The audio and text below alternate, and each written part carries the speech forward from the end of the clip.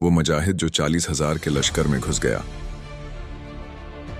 वो कौन था जो अकेला 40,000 सिपाहियों के लश्कर में दाखिल हुआ, जो दुश्मन के सिपा सालार के खेमे तक जा पहुंचा और जिंदा वापस भी लौट आया।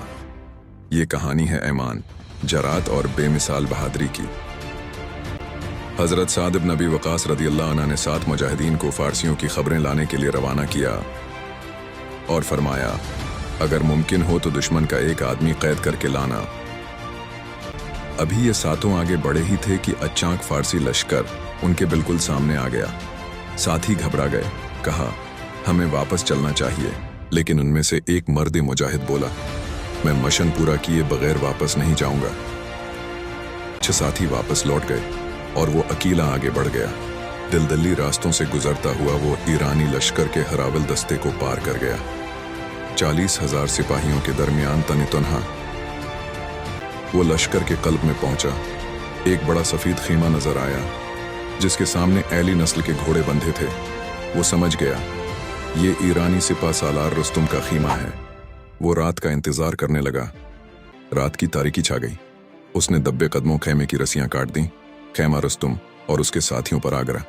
फिर उसने रुस्तुम के घोड़े की रस्सी काटी और घोड़े पर सवार होकर निकल पड़ा। ईरानी सवारों ने उसका पीछा किया। वो चालाकी से कभी रफ्तार तेज करता, कभी आहिस्ता, ताकि कोई करीब आ जाए, क्योंकि वो कैदी भी साथ लाना चाहता था। सिर्फ 3 सवार उस तक पहुंच सके। 2 को उसने एक एक करके कत्ल कर दिया, तीसरे को जिंदा पकड़ लिया। ये सब अकेले एक इंसान ने किया।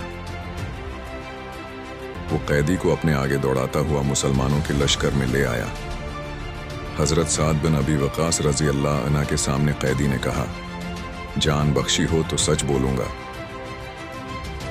कैदी बोला, खुदा की कसम, हमने ऐसा आदमी कभी नहीं देखा। उसने अकेले वो रास्ते पार किए जो पूरी फौजें नहीं कर सकते। अगर तुम्हारे पास ऐसे और लोग हैं तो तुम्हें कोई शिकस्त नहीं दे सकता। बाद में वो फारसी कैदी इस्लाम ले आया। ये सिर्फ फतह नहीं थी, यह ऐमान की जीत थी। ये अजीम मुजाहिद थे, हजरत तलीहा बन खुवैलिद अल-असदी। अगर ये कहानी आपको मुतासिर करे तो उसे दूसरों तक जरूर पहुंचाएं। एक शेर हजारों दिलों को बदल सकता है।